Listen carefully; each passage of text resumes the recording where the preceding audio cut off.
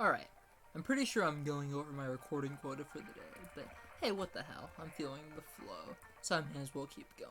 This is Church Lady. I don't know if I showed the cutscene earlier, but basically she doesn't like shady white trenchcoat guy from before, which, you know, that's reasonable. Alright, so there's a hidden room down here. I'm gonna see if I can try to not get impaled by spikes. Nice, good judgment by me. Okay. If I have a ranged soul, that would be really helpful here. The wing skeleton would be great, because I can just stand over here, 1 foot hanging perilously against the spikes, and make my way into this room, which has Skula. Very nice. And so, one thing I thought I was kind of concerned about when I was in the room before, it was the room with all the water. And one thing I was kind of concerned about was that I didn't know if I'd be able to progress. But I guess the dude from GitHub, Abyssal whatever, has actually thought this through. So thank you, Abyssal whatever, for totally revolutionizing my Aria of Sorrow experience in a way that hasn't been done since I found VB speedruns. So that's pretty exciting. Alright. So this room has been one of the banes of the whole of Clock Tower for me, just because, well, you don't get frozen, but you may as well get frozen for all the frustration it gives you. The nice thing is, once the gremlin knocks you off once, he probably won't knock you off again. Soldier uniform. Interesting. Alright. So this is kind of a tricky situation. I'm going to use one of my healing items. So I'm on healing item 1.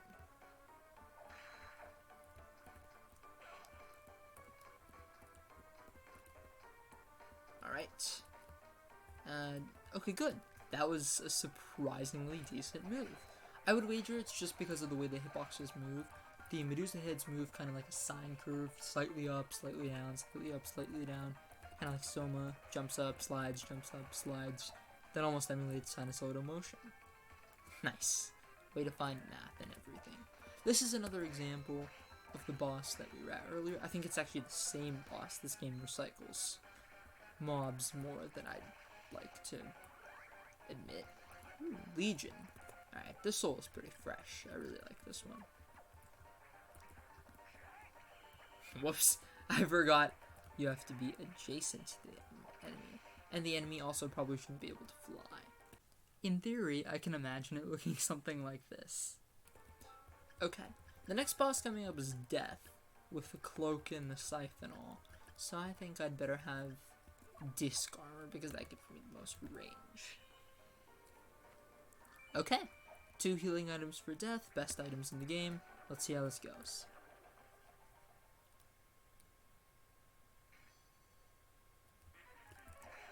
Alright. And I forgot the Climb Salish. I think that's how it's pronounced. That's how I've chosen to pronounce it anyway. It's got like a million different pronunciations according to the YouTube comment section of various speedruns that I've seen. So, that's what I'm going to call it. Oh, and I'm going to break from my previous commentary to use Skyfish here, because I want to increase my luck and my strength for this next phase, and lose all my MP in the process. Wonderful. Let's go ahead and put Black Panther on so I can use what little I have left.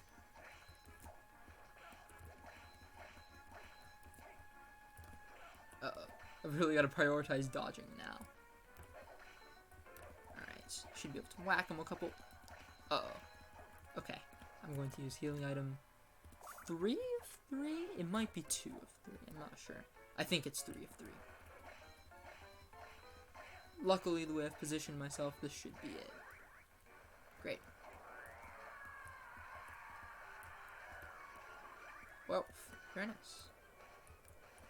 I don't think grabbing the sword actually does anything.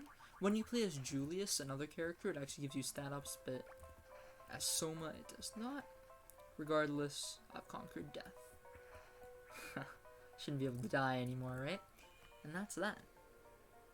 One thing I really like doing is breaking games and playing them out of order. I just get a huge kick out of it. This game in particular has so many places where you can deviate from the intended order that it's just a lot of fun to watch the game confused as you zip through areas you technically shouldn't be in. So if we come through here, we'll eventually get through the floating gardens somehow.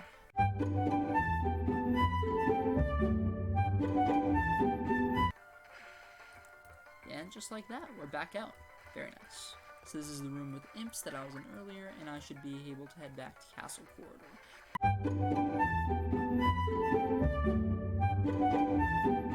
Okay, so after some backtracking, I ended up figuring out exactly where I'm supposed to go next.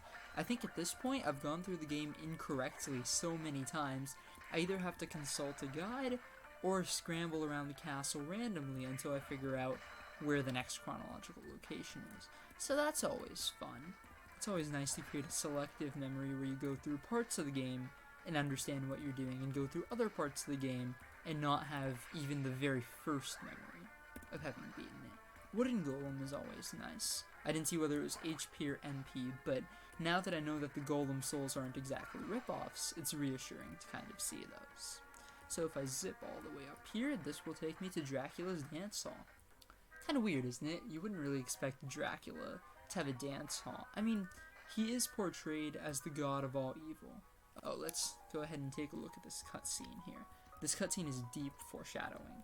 Anyway, I'm going to skip through it and continue my rant about Dracula here.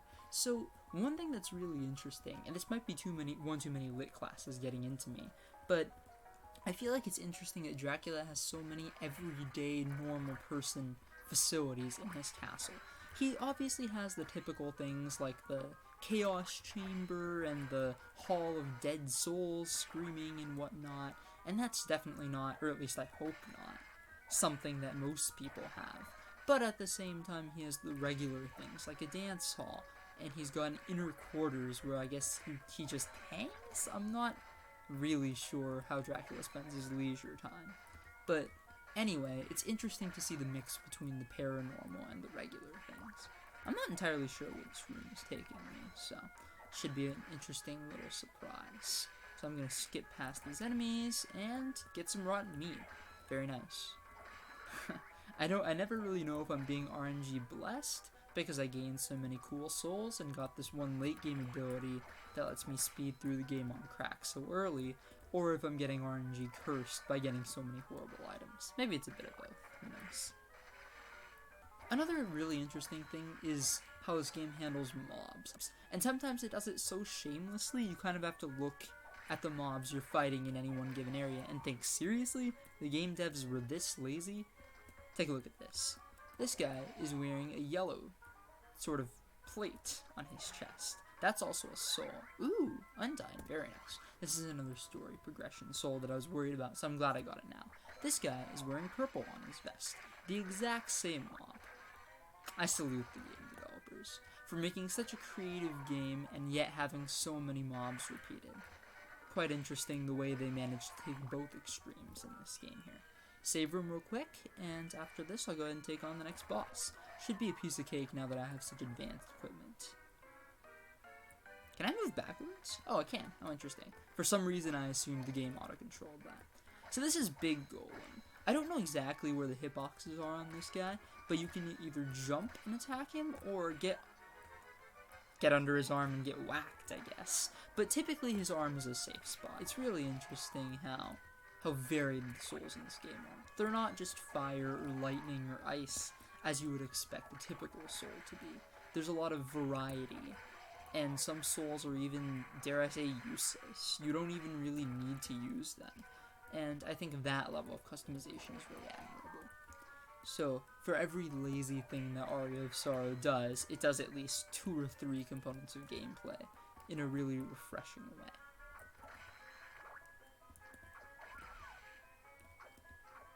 I also really appreciate, oh no, Skeleton Knight. I also really appreciate these random statues inside the castle.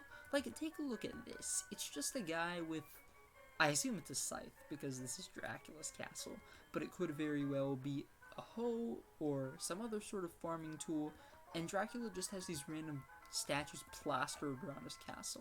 I wonder how the logistics of that work exactly.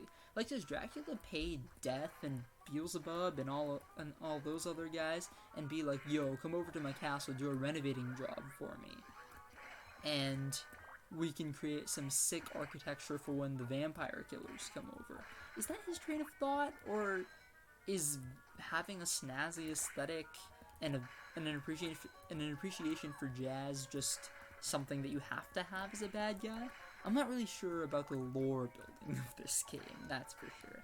And that might be my chronic overthinking striking again, but regardless, it's a nice little touch that, well, I don't know if it humanizes Dracula necessarily, but it definitely adds some humor into a game that's otherwise pretty serious. So I think up here is coming a save rooms. There's a couple hidden rooms up here with some items that are normally pretty drab, but with the randomizer, who knows? I might get maybe the second best weapon or the best elemental weapon. The Climb Slish, that's this big sword I'm swinging, is a holy element, but it's not an element in the same sense as an avatar element. So I'm kind of looking for something more of that nature. I could have sworn there was a breakable wall up here. Maybe I'm confusing this with another location. Regardless, we'll keep going this way. Alright, so in this room we're going to have a couple easy to kill mobs and some spoiled milk. Wonderful. It is kind of notable that this game has a whole bunch of items that, were you to eat them in real life, you'd get sick and not be able to go into work the next day. But there are many items as well. Oh, Battle Axe. Interesting. I don't think I've seen this before. There are many items as well which seemingly don't have a function, but when you start using them, you think, hey, interesting. That actually works. And that might be because of a soul, that might be because of a unique strategy that comes with pairing souls and items, but regardless, it ends up working out, and that's something I really appreciate about this game. So there's this shiny glimmering sword up here. Oh, a lance. Well, if Fire Emblem has taught me anything, it's that lances beat swords. And other assorted facts in the weapon triangle. So I guess that's not a wholly unrelated fact. Let's go ahead and climb Slish again. And make my way through here. I think now that I've defeated the boss, Big Golem, right? I tend to lose track about 3 or 4 quarters into the game. Also, I'm going to go into the save room real quick because I'm running low on HP. But after that, I kind of want to point out this portrait because even on casual playthroughs, this has kind of intrigued me. What is it exactly? You've got the Poseidon-looking pitchfork and the Dracula's castle from, like, the Castlevania NES days where the first Belmont started whipping people. And you've got something that brings the word Cognazo to mind. I'm not exactly sure if it's an angel or a devil, like something out of Devilman Crybaby, maybe, or if it's some abstract piece of art that Dracula gets his jollies to. I'm not really sure what function this place is supposed to serve.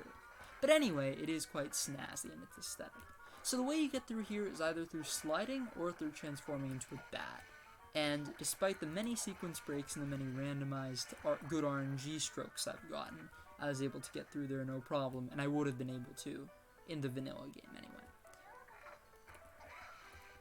So this is the next portion of the game, the inner quarters, and this is where Dracula goes to chill after he gets his fill dancing, I suppose?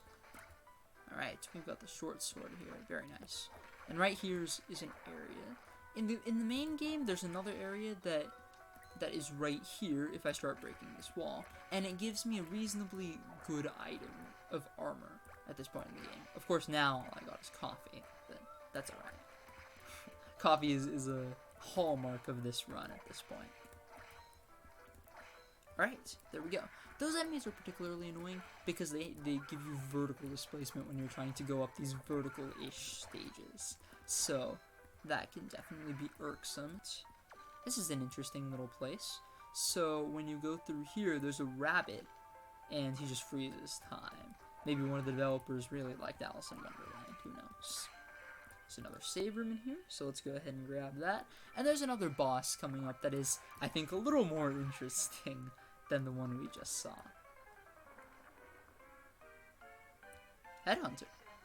Very nice. So the first one is supposed to be this woman of doom, like something out of, what's that movie The one where that woman tempts the guy into having an affair with her, and then she, like, I don't know exactly. I'll put it in during post-editing. Anyway, the woman then transforms into a hag and becomes Harry Potter, but TVMA.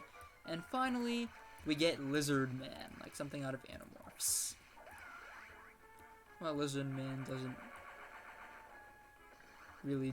Huh, interesting. It gave me Black Panther. Lizard Man doesn't really do anything against my really big sword. Anyway, let's come through here. There's a warp room in here, so I want to activate that in case I ever want to make it back to Castle Corridor in a hurry. Or maybe not. Maybe I'm thinking of another place. This is a pretty cool enemy, though, so I don't even mind coming in here. You just wait. And it tries to slash you out of nowhere. Some of the enemies in this game, like I said before, are a little derivative. And as a result, what is that thing doing? Oh, it's dripping water. It's like in Golden Sun when you have those holy statues that after you drizzle on them, they end up spewing water like a majestic waterfall. I see. I forget what I was saying earlier. Yeah, that's right. So, some enemies in this game have really creative designs, even though some are kind of derivative. So I think it's interesting that Aria of Sorrow is a game of such extremes. This is one of the only rooms in the game that's like this, I think, by the way. It doesn't have any background music. It has an unusual background aesthetic. And in general, it's the one room in the game that really gives me the heebie-jeebies. Aside from maybe the questionable-looking sketches in the dance hall that we just saw. Alright, a hammer. I come to these out-of-the-way places out of pure habit, after having done so many times in casual playthroughs. And now, I'm getting all these rudimentary items.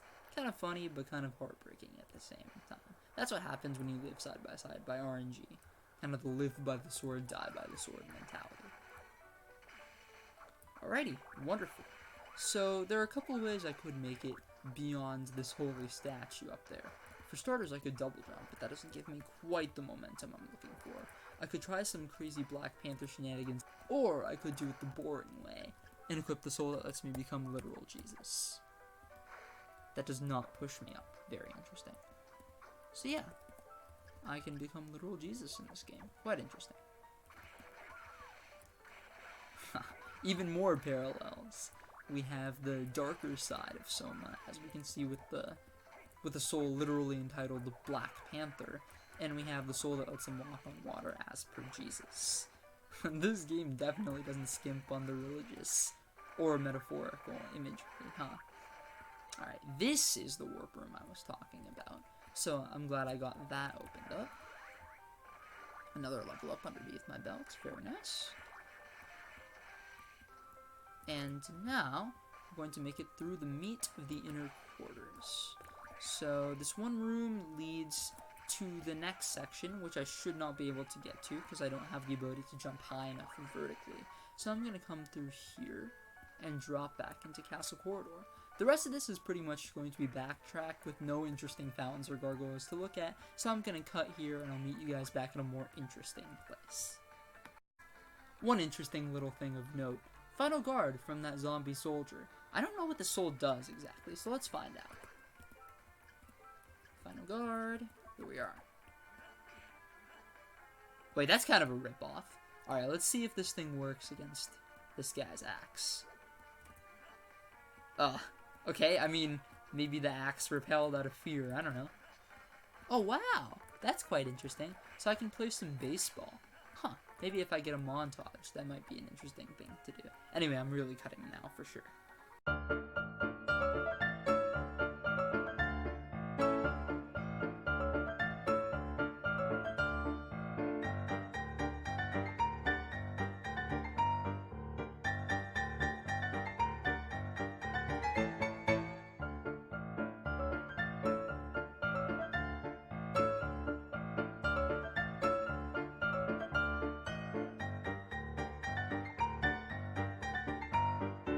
So we're heading to the underground reservoir. So not only was Dracula into dancing and relaxing, presumably, he was also into saving water, or at the very least having a somewhat replenishable supply of water in his castle. I'm not really sure what all that's about. I'm kind of curious what's up here, so we're gonna equip the Jesus soul and come up here. Okay, that's one way to... Oh, a mimic. How interesting. So that money came alive and tried to eat me. I don't know if that's some sort of social commentary or what, but whatever.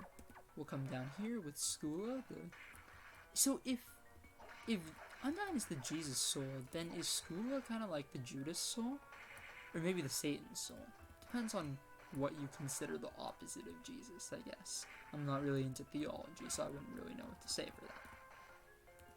Okay, and now we're into the heart of Dracula's sewage system. Are reservoir sewage systems? I don't know. I'll look that up and maybe become a little more enlightened along the way. Alrighty, here's a save room. I think we've come far enough in this part. I'll see you guys next time.